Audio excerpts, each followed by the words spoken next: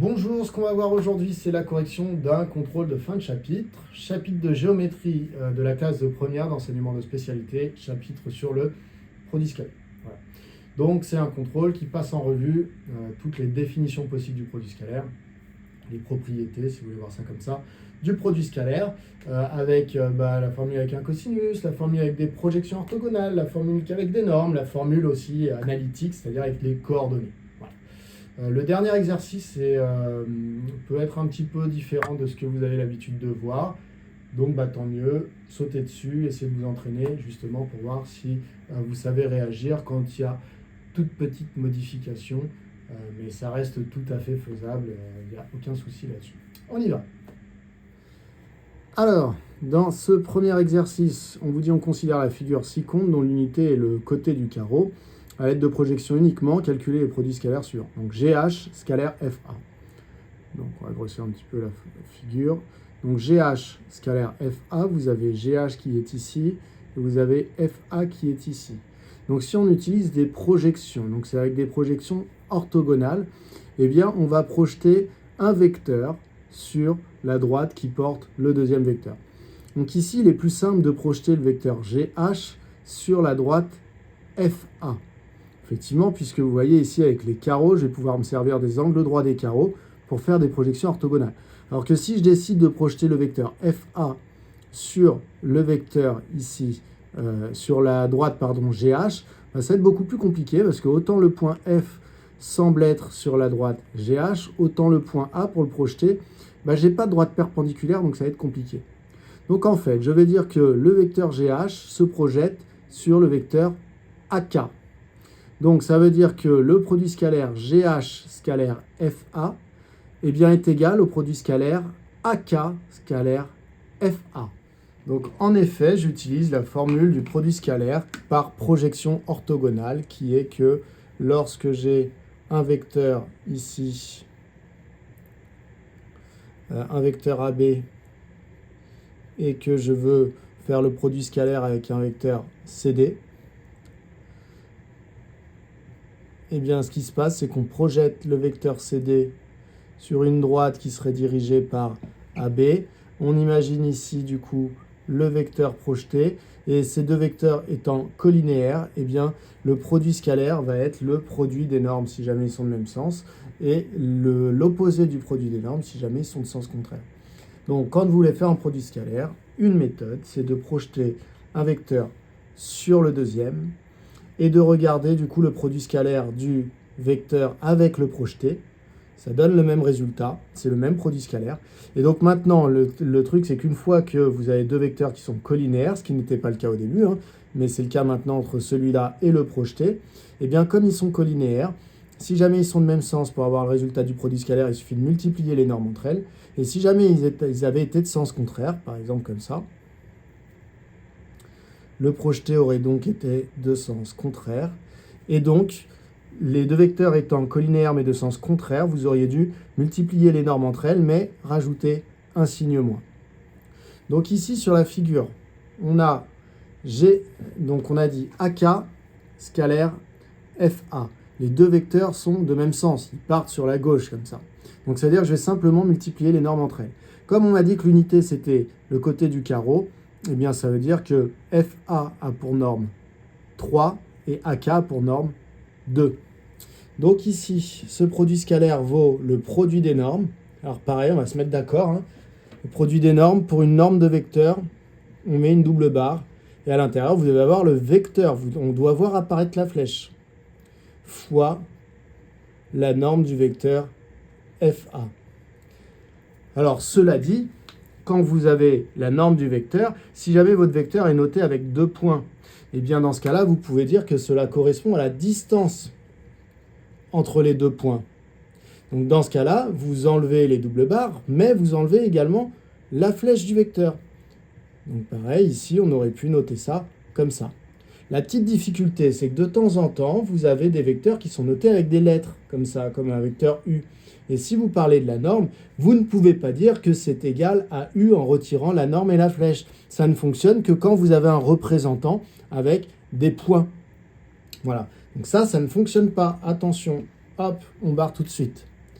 Donc ici, produit des normes, pas de signe moins parce que sur le graphique, eh bien, on avait le même sens, les deux vecteurs, hein, on a vu, partaient vers la gauche de mon graphique. On a dit AK, j'efface, AK avait pour norme 2, FA avait pour norme 3. On a donc un produit scalaire qui vaut 6. Donc GH scalaire FA est égal à 6. Dernier petit point de vigilance, le produit scalaire se note avec un point.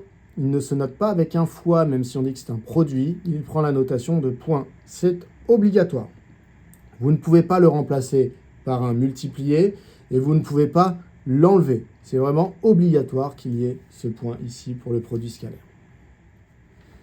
Et au passage, comme vous le voyez ici, on appelle ça un produit scalaire car c'est un produit entre deux vecteurs qui donne un nombre, un scalaire.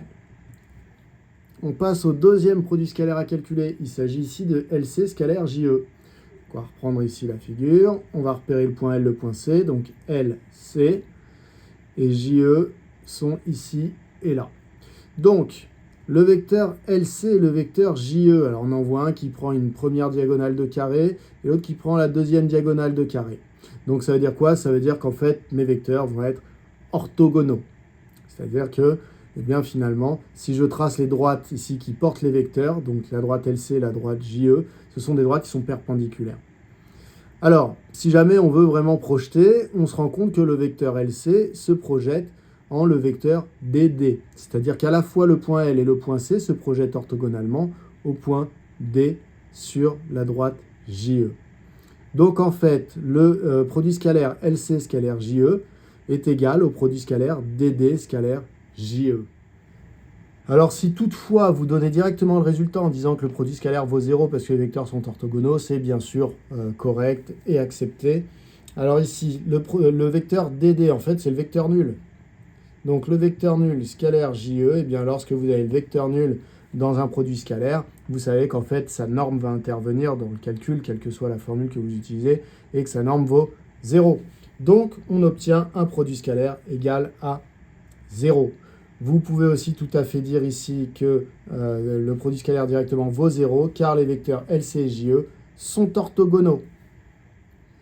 On passe à l'exercice 2. Alors l'exercice 2, c'est ultra classique, hein, c'est la démonstration des formules d'Al-Kashi. Alors là, ici, on en donne une seule, hein, relatif à un seul côté du triangle, mais vous avez les trois dans votre feuille d'exercice.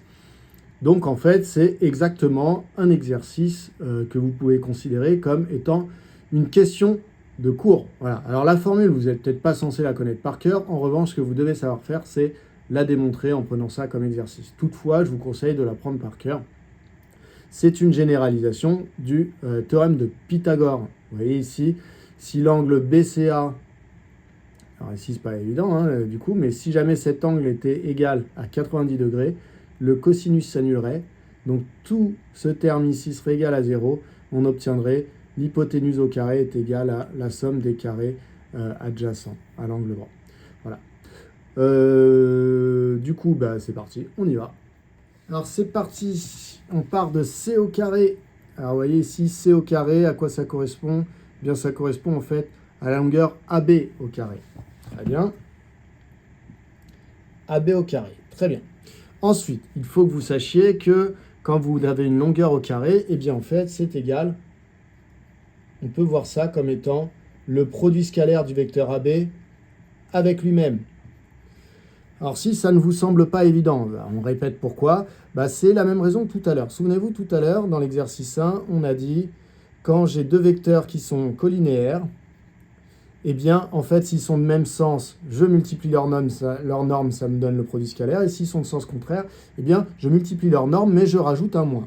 Ici, le vecteur AB est bien entendu collinéaire avec lui-même, et en plus, il a le même sens que lui-même. Donc, AB scalaire AB, c'est la norme de AB fois la norme de AB, c'est-à-dire la norme de AB au carré. La norme de AB, je vous rappelle, c'est la longueur AB. Donc, ça donne la longueur AB au carré. Donc, dès que vous avez une longueur au carré, vous pouvez l'interpréter comme un produit scalaire. Ça, c'est une des clés de ce chapitre pour les démonstrations. Alors, pourquoi j'ai l'idée de traduire ça en produit scalaire? Eh bien, parce que, déjà, je suis dans un chapitre sur le produit scalaire, donc ça nous met un petit peu la puce à l'oreille, mais en plus, ici, je vois apparaître un cosinus. Et donc quand je vois apparaître un cosinus avec deux longueurs qui se multiplient devant, ça me fait penser à la formule du produit scalaire qui dit que U scalaire V, c'est la norme de U fois la norme de V fois le cosinus de l'angle formé entre le vecteur U et le vecteur V. Voilà, donc bref, ici j'ai détaillé C au carré, il faut que je fasse apparaître A au carré et B au carré. A au carré, c'est la longueur BC, et B au carré, c'est la longueur AC au carré. Donc en gros, il faut que je fasse apparaître du BC et du AC. Or, pour l'instant, moi j'ai du AB et du AB. Donc en gros, il me manque la lettre C. Je vais l'introduire grâce à la relation de Schall. Donc ça me donne le vecteur AC plus le vecteur CB. Ça, c'est le vecteur AB. À l'aide de la relation de Schall, j'ai introduit le point C. Scalaire, est bien la même chose. AC plus CB. Encore une fois, la relation de Schall que vous avez apprise en seconde, qui est à nouveau appliquée. Ensuite, on peut utiliser ici la distributivité pour le produit scalaire. Donc, on a que AC plus CB scalaire AC plus CB, eh bien c'est égal à AC scalaire AC. Donc AC scalaire AC plus AC scalaire CB, AC scalaire CB plus CB scalaire AC, CB scalaire AC plus CB scalaire CB, donc CB scalaire CB. Alors quand j'en suis là, déjà je vous rappelle, je veux faire apparaître dans la formule, je veux faire apparaître des carrés de longueur, je veux faire apparaître le carré de BC et le carré de AC. Voilà. Donc ça, je garde en tête.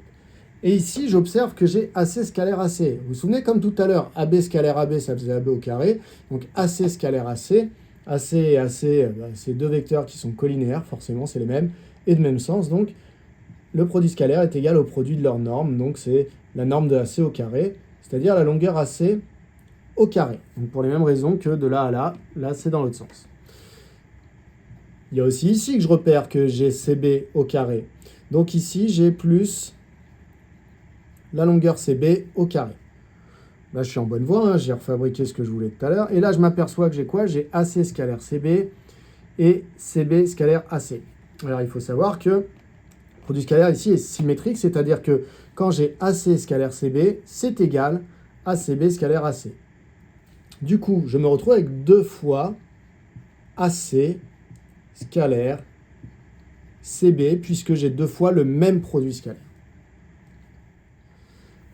Alors, je vous ai refait le petit dessin ici pour éviter de repasser à chaque fois. AC, la longueur AC, c'est vos petits b.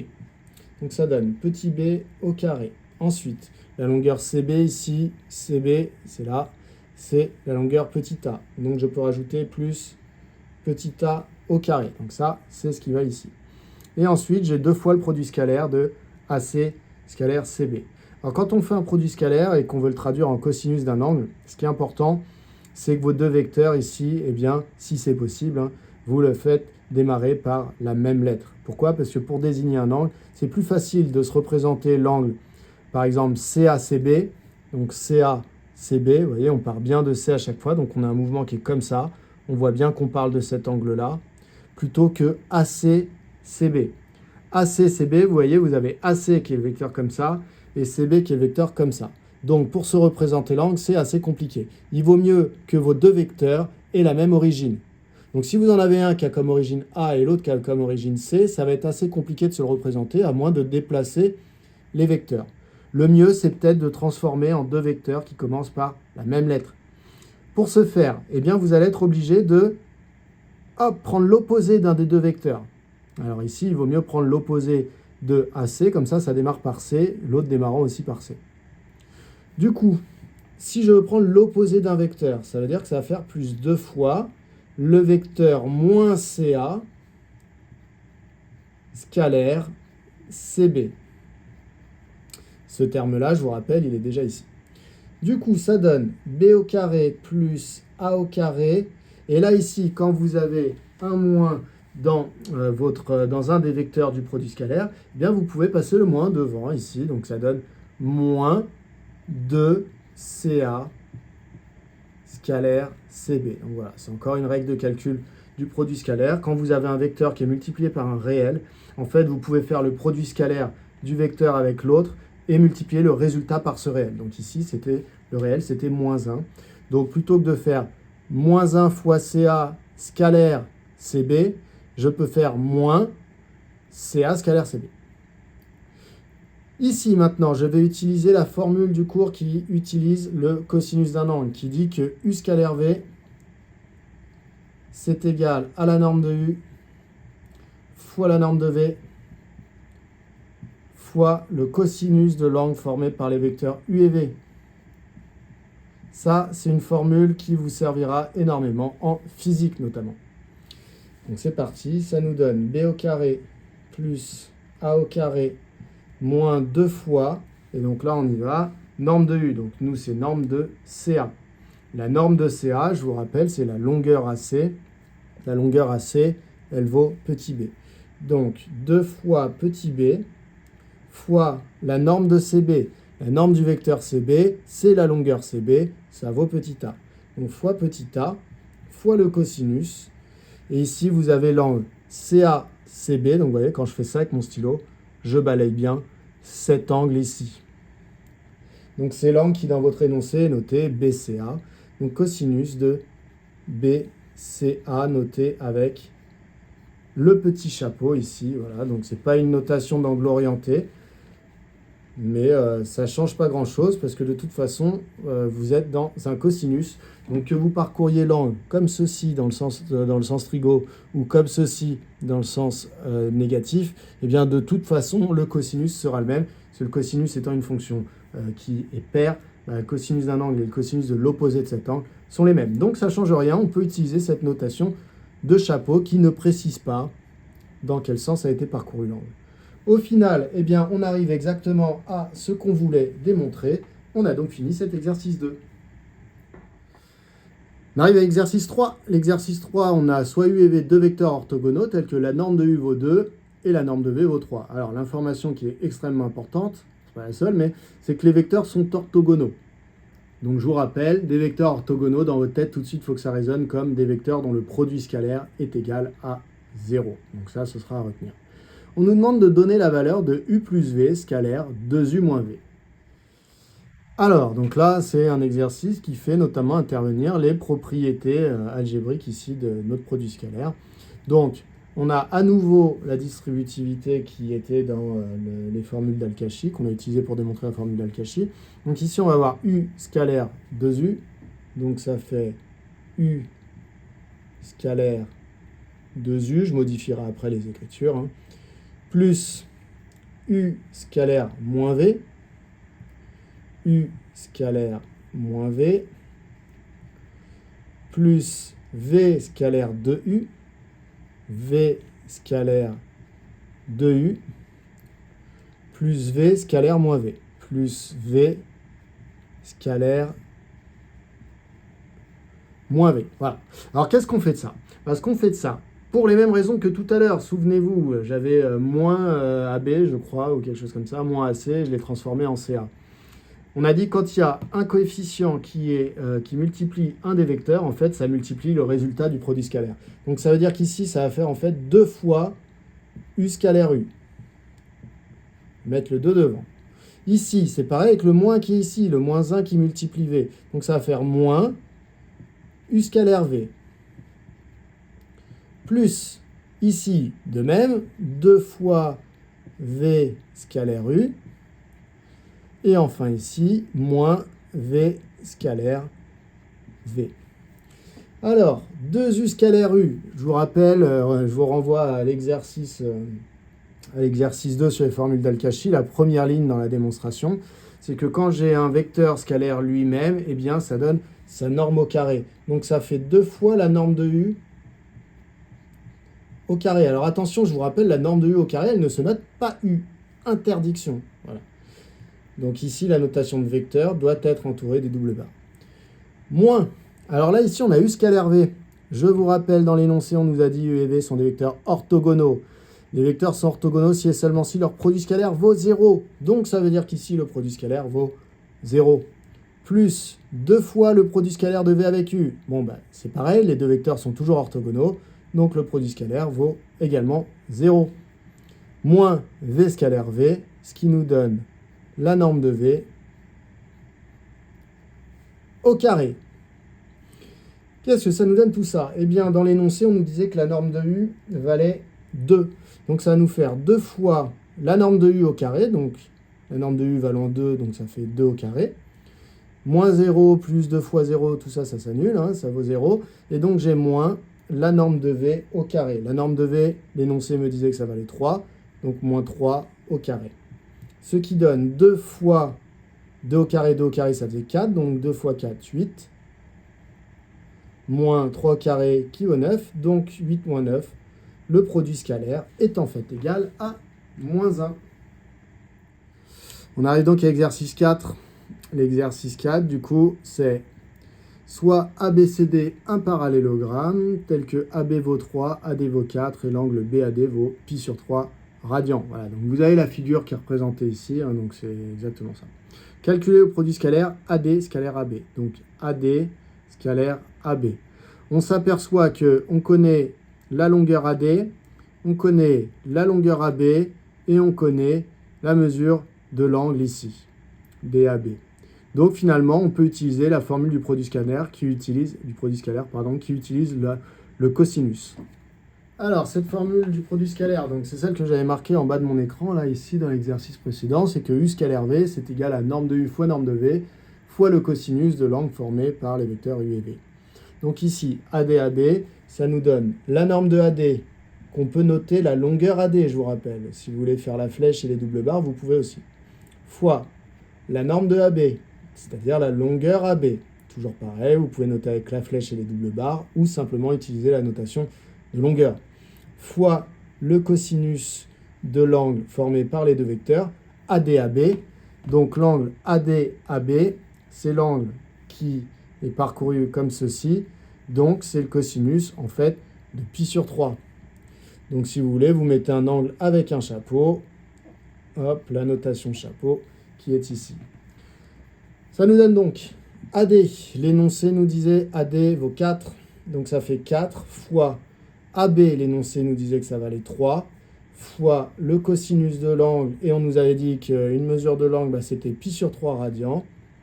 Donc cosinus de pi sur 3.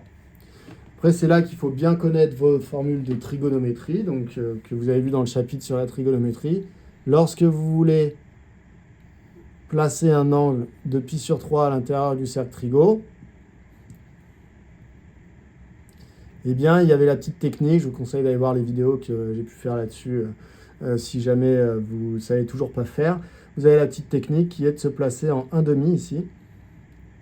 Et on sait que, obligatoirement, ici, on va avoir un angle d'une mesure de pi sur 3. Voilà. J'ai fait une vidéo là-dessus sur comment couper une pizza en 6 ou quelque chose comme ça. Du coup, c'est-à-dire que le cosinus de pi sur 3, avec cette méthode, vous vous souvenez qu'en fait, ça vaut 1/2. Ce qui nous donne 4 fois 3, 12, fois 1/2, ce qui vaut 6. La deuxième question de cet exercice, c'est calculer le produit scalaire dA scalaire dC. Donc dA scalaire dC. Donc dA est ici et on a dC ici. Alors, pour calculer ce produit scalaire ici, en fait, il y a deux méthodes, alors peut-être plus, mais les deux méthodes les plus courantes, ça va être les méthodes suivantes. Donc, déjà, vous voyez dA scalaire dC, dA scalaire dC. Vous voyez qu'ici, vous avez parcouru l'angle qui est ici. Donc, si on essaie de prendre la formule qu'on a utilisée pour le produit scalaire précédent, il nous faut la norme de dA, la norme de dC, et il nous faudrait une mesure de l'angle ici. Comme ça, on ferait norme de dA fois norme de dC fois le cosinus de l'angle. On utiliserait la même formule qui est là. Du coup, comme on a un parallélogramme devant nous, eh bien, il se trouve que la longueur dA, on la connaît, la longueur dC, on la connaît. Donc, la longueur dA, on nous a dit que c'était 4. La longueur dC, on ne nous l'a pas donnée telle quelle, mais on nous a donné AB. Et AB, on nous a dit que c'était 3. Donc, ça veut dire qu'en fait, comme on a un parallélogramme, vous savez que les côtés opposés sont de même longueur. Donc, DC, en fait, a pour longueur 3. Donc, finalement, Si on applique ça, ça va nous donner donc DA, la longueur DA qui vaut 4, fois la longueur DC qui vaut 3, fois, et par contre ici vous avez le cosinus de cet angle ici, donc ADC.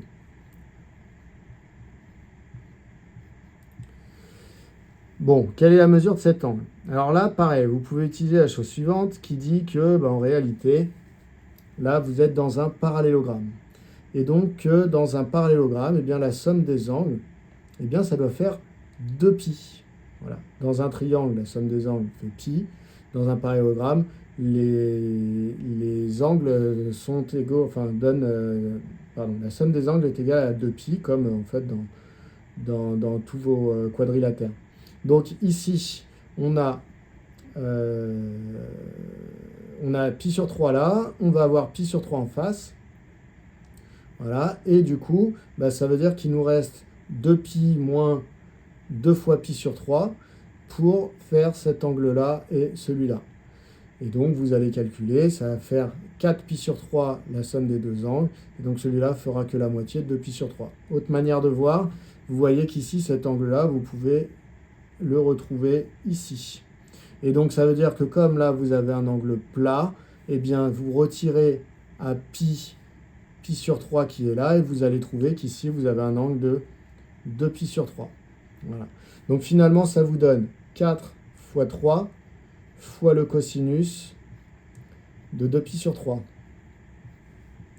Et donc, ça veut dire quoi? Ça veut dire que ça fait 12 fois... Alors, par contre, que vaut le cosinus de 2π sur 3? On reprend le cercle, et si on prend 2 parts de pizza, on va retrouver ici qu'en 2π sur 3, eh bien, le cosinus vaut moins 1/2. Donc là, on avait pi sur 3. Si on prend une deuxième part, 2π sur 3. Donc le cosinus vaut moins 1/2, ce qui donne du coup 12 fois moins 1/2, moins 6. Donc ça, c'est une première méthode. Je vais expliquer une deuxième méthode. Donc deuxième méthode pour calculer DA scalaire DC, méthode qui est peut-être un peu plus rapide.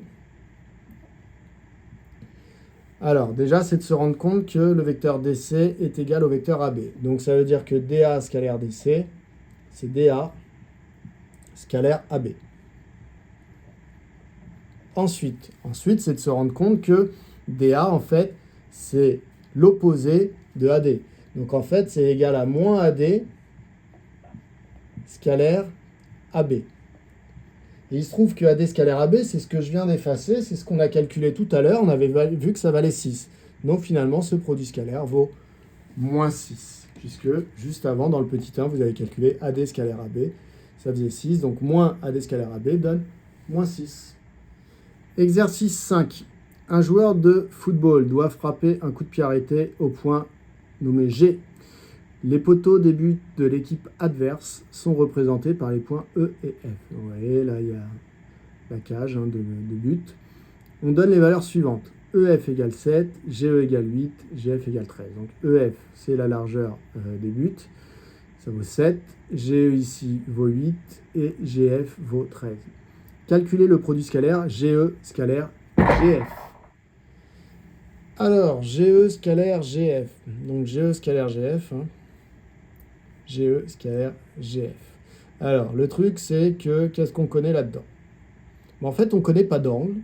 Donc, vous pouvez oublier la formule avec le cosinus pour calculer le produit scalaire. Ensuite, est-ce qu'on a... est-ce qu'on peut projeter un vecteur sur un autre? Alors, projeter GE sur GF, ça va être extrêmement compliqué parce que je ne sais pas exactement où va être projeté E. Et puis, ce serait compliqué, du coup, de calculer la norme du nouveau vecteur projeté parce que, pareil, je n'ai pas d'angle. Donc, ça m'enlève aussi cette formule-là. Qu'est-ce que j'ai d'autre comme formule pour calculer le produit scalaire? Quand j'ai éliminé la formule avec le cosinus, la formule avec les projections orthogonales, il me reste la formule avec les coordonnées, la formule analytique. Sauf qu'ici, je n'ai pas de repère, je n'ai pas de coordonnées. Donc, pas possible. Et la dernière qui me reste, c'est en utilisant que des normes. Alors, de manière générale, quand vous connaissez les 3 longueurs de côté d'un triangle, eh bien, vous pouvez calculer le produit scalaire de 2 des côtés. Par exemple, GE scalaire GF. Alors, pour rappel, je vous rappelle la définition que vous avez dans le cours. Voilà, vous avez ça qui peut être vu comme une propriété du produit scalaire ou alors qui peut être vu comme une définition du produit scalaire. Donc c'est deux choses différentes. Soit vous utilisez celle-là, soit vous utilisez celle-là. Les démonstrations, je vous rappelle, ça vient de vous prenez la norme qui est là, au carré, et vous dites qu'en fait c'est le produit scalaire de U plus V avec lui-même. Vous développez tout ça et vous allez réussir à démontrer cette égalité. Et pour celle-là, vous développez U moins V, le tout au carré. Et vous allez réussir à démontrer tout ça.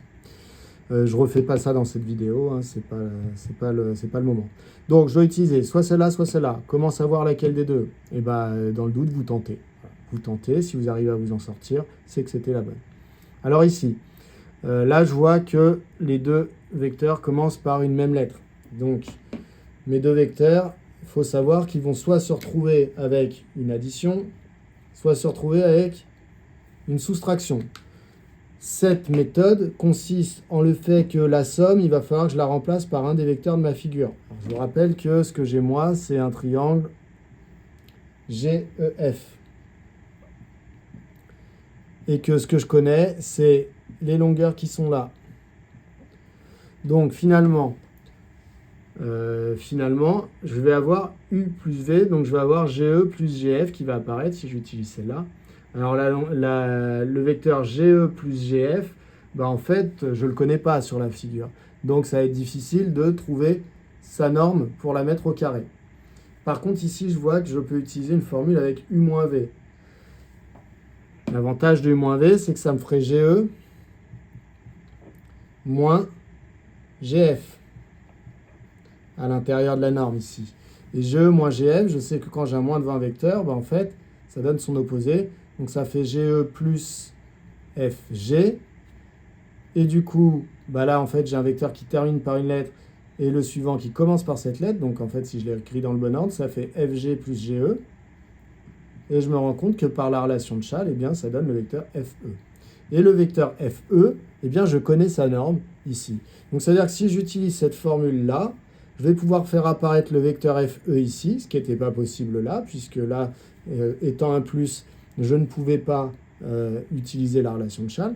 Et donc, je vais pouvoir dire que la norme de U moins V au carré, en fait, ça fait 7 au carré.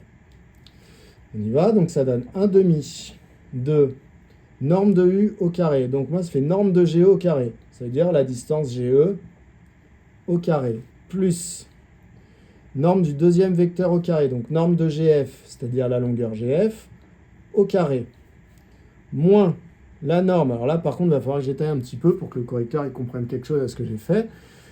Du coup, GE moins GF, le tout au carré. Donc là, il va falloir que je fasse ces petites étapes-là. Voilà, que le correcteur voit, ah oui, il a bien compris, il n'est pas en train de m'arnaquer. Du coup, ça nous donne 1 demi de GE. GE vaut 8, donc ça fait 8 au carré. Plus GF vaut 13, donc 13 au carré. Moins, ici, donc la norme de GE moins GF, c'est pareil que GE plus FG. Voilà. Et du coup, GE plus FG, c'est ce que je disais tout à l'heure, je peux dire que c'est FG plus GE, et donc ça fait le vecteur FE. Donc finalement, ça donne 1 demi de 8 au carré plus 13 au carré, moins la norme de FG plus GE, relation de Schall, ça donne FE. Donc la norme de FE au carré, ce qui donne 1 demi de 8 au carré plus 13 au carré, moins la norme de FE, c'est 7, donc moins 7 au carré. Et si je fais ce petit calcul, là en entier, ça me donne 92. Donc je me rends compte que GE scalaire GF est égal à 92. Faites bien attention dans ce genre d'exercice aux confusions de notation. Des flèches quand il faut des flèches, pas de flèches quand il ne faut pas de flèches. Faites très attention à ça. Voilà. Donc ça n'apparaît pas sur la copie. Voilà la rédaction pour cette question 1. On passe donc à la deuxième question. Exprimer le produit scalaire GE scalaire GF en fonction du cosinus de FGE. Alors là, tout de suite, on vous parle d'un produit scalaire d'un cosinus. Pensez à la formule qui utilise le cosinus. Alors, GE scalaire GF. Formule avec le cosinus, hein, c'est U scalaire V, c'est norme de U fois norme de V fois le cosinus de l'angle formé par les vecteurs U et V. Donc GE scalaire GF, ça fait norme de GE, c'est-à-dire longueur GE, fois norme de GF, c'est-à-dire longueur GF, fois le cosinus de l'angle formé par les vecteurs GE et GF. Donc GE et GF, on parle de cet angle-là. Si on veut le noter avec un chapeau, on peut, donc c'est EGF, ou FGE comme suggéré dans l'énoncé. Voilà. Encore une fois, on est dans un cosinus, donc de toute façon, que vous preniez GEGF ou GFGE, le cosinus sera le même. Alors, attention, là, c'est pas fini. Il y a plein d'élèves qui s'arrêtent ici et qui disent, voilà, c'est bon, j'ai exprimé GE scalaire GF en fonction de cosinus de FGE. Non, pour l'instant, vous avez exprimé GE scalaire GF en fonction de GE, de GF et de cosinus de FGE. Donc, on vous demandait juste en fonction de cosinus de FGE, donc GE et GF, il faut absolument les remplacer par leur valeur numérique. Donc, GE, c'est 8, et GF, c'est 13. Donc ça fait 8 fois 13 fois le cosinus de l'angle FGE. Et il se trouve que 8 fois 13, c'est égal à 104, donc ça donne 104 fois le cosinus de l'angle FGE. Hop! Et voilà, donc là on a répondu à la question, on a bien exprimé GE scalaire GF juste en fonction du cosinus de FGE. Alors ensuite, on me dit déduire des questions précédentes l'angle FGE, donc celui qui est à l'intérieur du cosinus, que doit couvrir le gardien pour ce coup de pied arrêté. La valeur sera donnée en degrés arrondis à 10-1 près. Alors, cette question est assez classique et c'est assez important pour le type de question que vous pourrez avoir en terminale sur la géométrie dans l'espace. C'est-à-dire qu'on calcule une même chose de deux manières différentes. Donc là, vous voyez le produit scalaire GE avec GF, on l'a calculé, on sait que ça vaut 92. Et en même temps, on sait une expression de ce produit scalaire en fonction du cosinus de FGE. Ça veut dire qu'on sait que, on ne sait pas ce que vaut le cosinus de FGE, mais on sait que quand on le multiplie par 104, ça donne 92. Donc ça va nous permettre de trouver le cosinus de FGE. Voilà, donc on répète, le produit scalaire, on a une expression en fonction du cosinus et on a sa valeur réelle qui est de 92. Donc comme c'est le même produit scalaire, eh bien on peut dire qu'il y a égalité entre ces deux nombres. Donc on n'a que 104 cosinus de FGE, eh bien c'est obligatoirement égal à 92. Ce qui est équivalent à dire que le cosinus de FGE eh bien, est égal à 92 sur 104.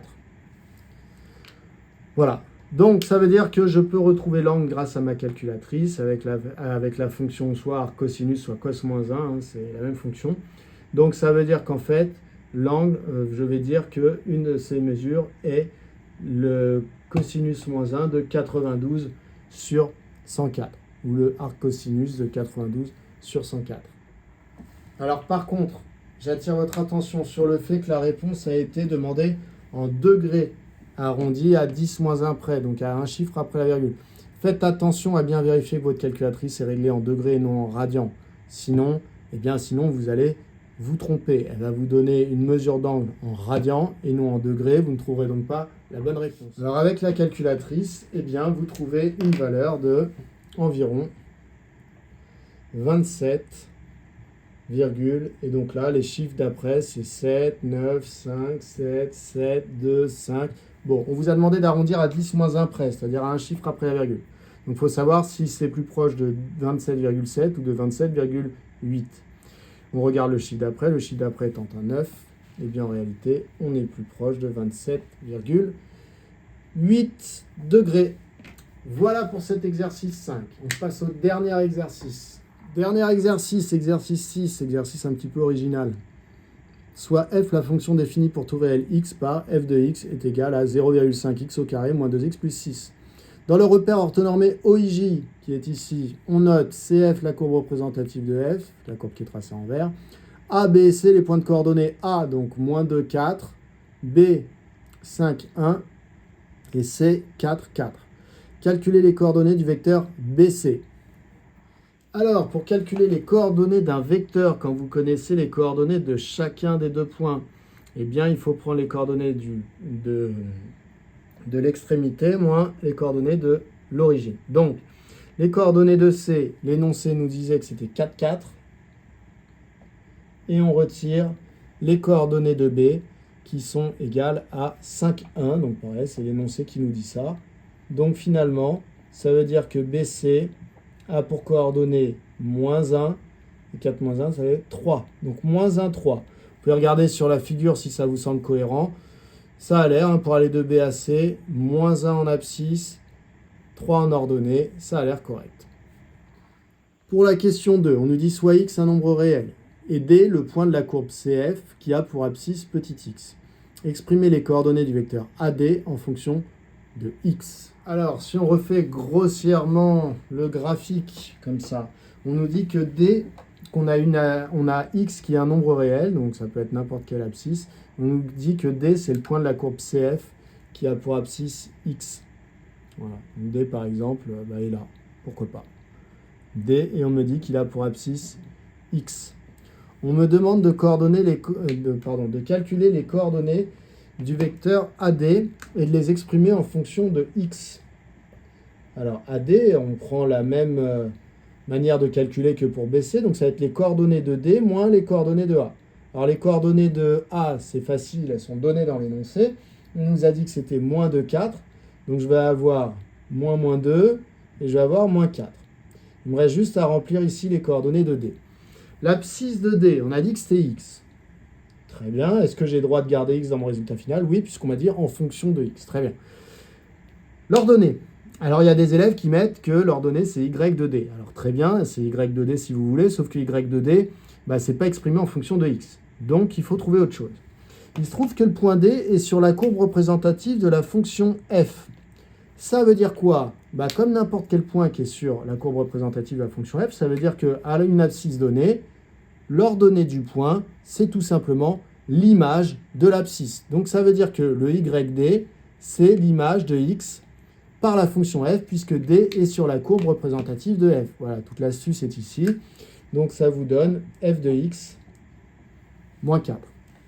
Donc finalement, ça nous donne quoi? Ça nous donne AD a pour coordonnées x moins 2, donc x plus 2. Et au niveau des ordonnées, alors je vais effacer ici pour pouvoir écrire, j'ai besoin de f de x. Alors f de x, je reprends l'énoncé, c'est 0,5x au carré moins 2x plus 6. Et je me retrouve avec le moins 4 qui était ici. Donc je me retrouve avec ça comme coordonnée.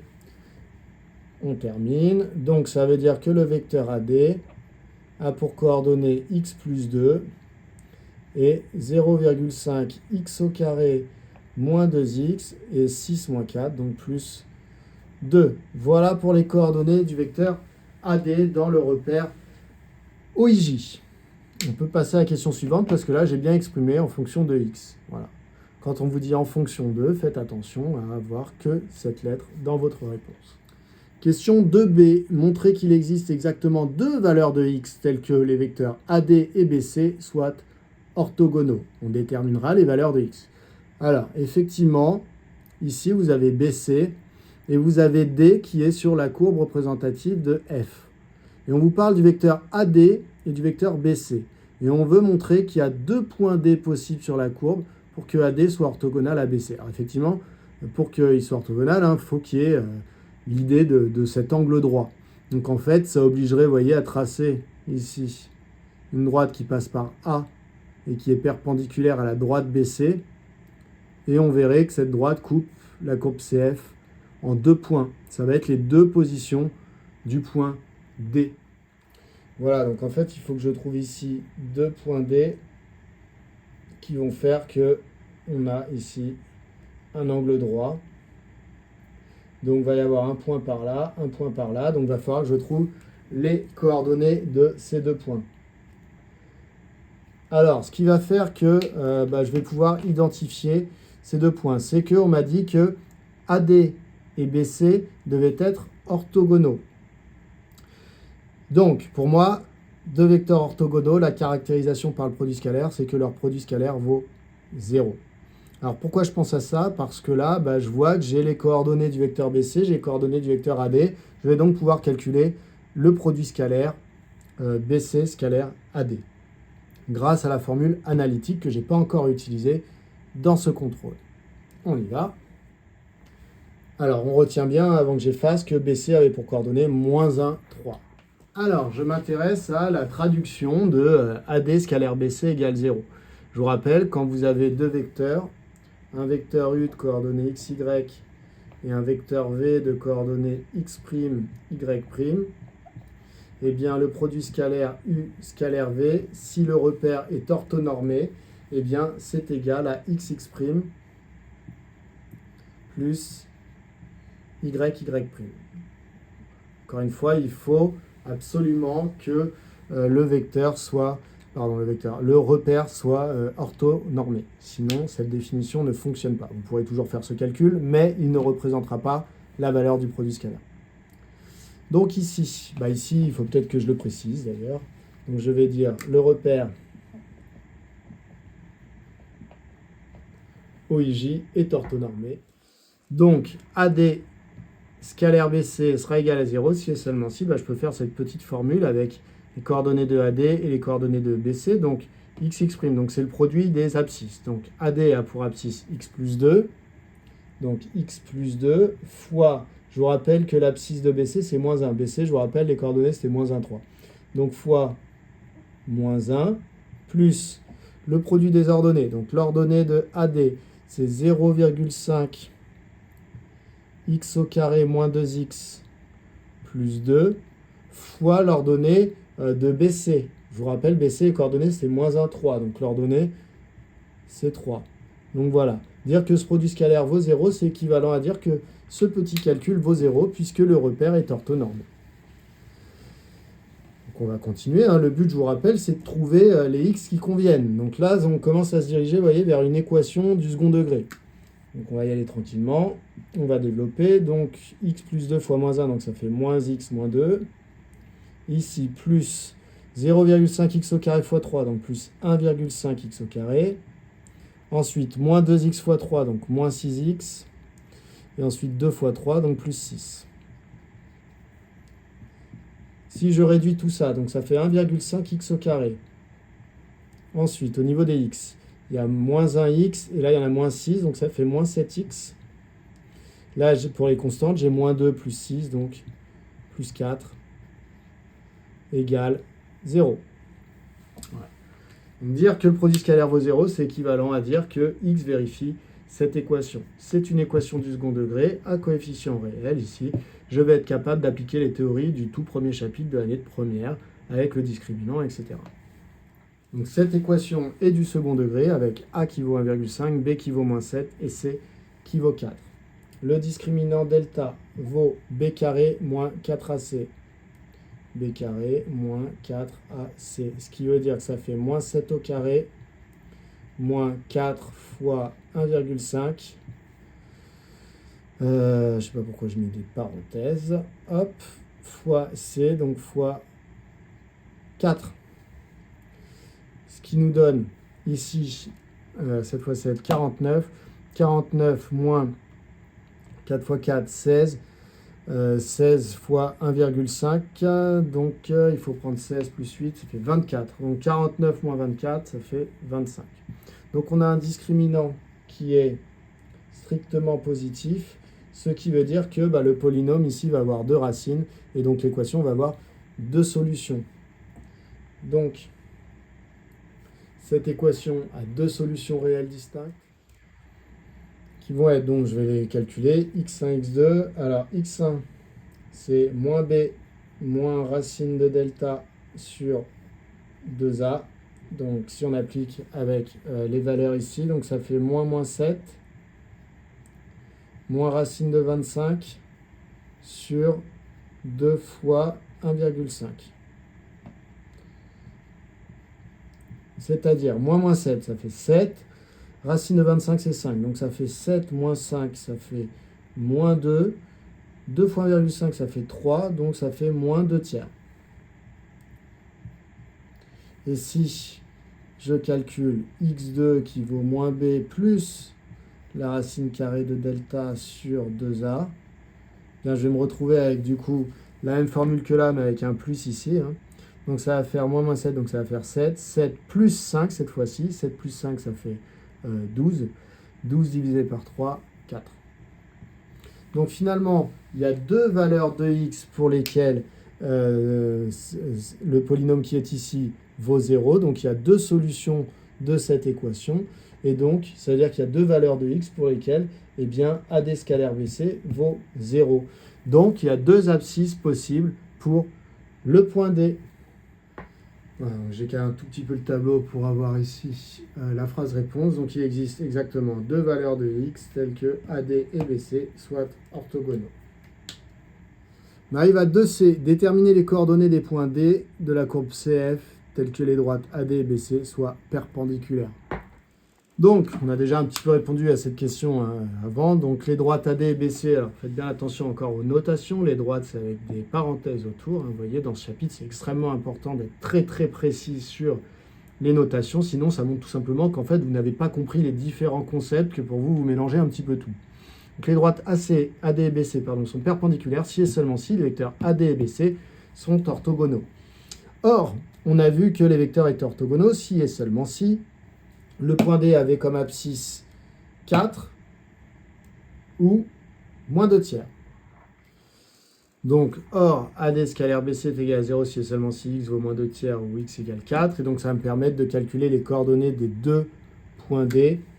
Donc, les premières coordonnées, donc ça va me donner moins 2 tiers et il va falloir que je calcule f de moins 2 tiers. Hein. Je vous rappelle que le point D, s'il a pour coordonnée x, s'il a pour abscisse x, il aura pour ordonnée f de x puisqu'il est sur la courbe de f. Je vais y arriver. Donc du coup ici, si l'abscisse c'est moins 2 tiers, eh bien ça veut dire que l'ordonnée du point D c'est f de moins 2 tiers. Donc il faut que je calcule f de moins 2 tiers. Donc f de moins 2 tiers, c'est parti. Donc f de moins 2 tiers, c'est égal à quoi? Je reprends l'expression de la fonction f, donc c'était 0,5 x au carré. Ça fait 0,5 fois moins 2 tiers au carré. Ensuite, c'était moins 2x, donc ça fait moins 2 fois moins 2 tiers. Et ensuite, il y avait plus 6. Plus 6. On fait ce petit calcul et on trouve 44 neuvièmes. Donc finalement, ça veut dire que D aurait pour coordonnée moins 2 tiers, 44 neuvièmes. Et il y a une deuxième position possible du point D, c'est lorsque son abscisse vaut 4. Si vous voulez, on n'a qu'à appeler D1 le premier. Et on va calculer D2 le deuxième. Donc, il a pour abscisse 4. Et du coup, son ordonnée, c'est l'image de 4 par f, puisque D est toujours sur la courbe représentative de f. Donc, il faut calculer f de 4. Donc, on prend 0,5 fois 4 au carré, moins 2 fois 4, plus 6. Et il se trouve que ça donne 6. Donc, finalement, le deuxième point, D2, a pour coordonnée 4, 6. Voilà, c'est fini. Alors j'espère que vous avez bien réussi tout ça, surtout que c'est compris maintenant. Et vous avez d'autres contrôles disponibles sur le produit scalaire de niveau première sur la chaîne YouTube et sur, du coup, vous trouverez les sujets sur le site monbackenmath.fr. À bientôt!